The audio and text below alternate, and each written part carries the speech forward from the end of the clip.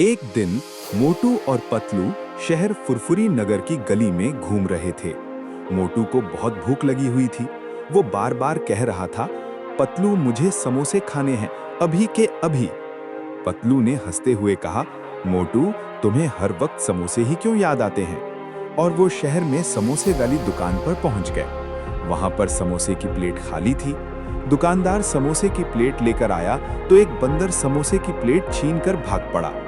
मोटू ने फौरन कहा, ये तो बहुत गलत बात है, चलो इसे पकड़ते हैं। मोटू और पतलू ने बंदर का पीछा करना शुरू कर दिया। बंदर आगे आगे भागता रहा और जंगल में चला गया। मोटू और पतलू उसे जंगल में ढूंढ रहे थे कि एक दरख्त के ऊपर बैठकर बंदर समोसे खा रहा था। मोटू चिल्लाया कि मुझे समोसे दे दो, ये मेरे हैं। बंदर ये सुनकर भाग पड़ा। मोटू और पतलू ने उसका पीछा करना शुरू कर दिया।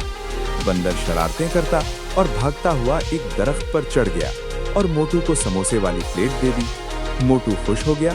सब लोग हंसने लगे और मोटू को बहुत सारे समोसे मिल गए।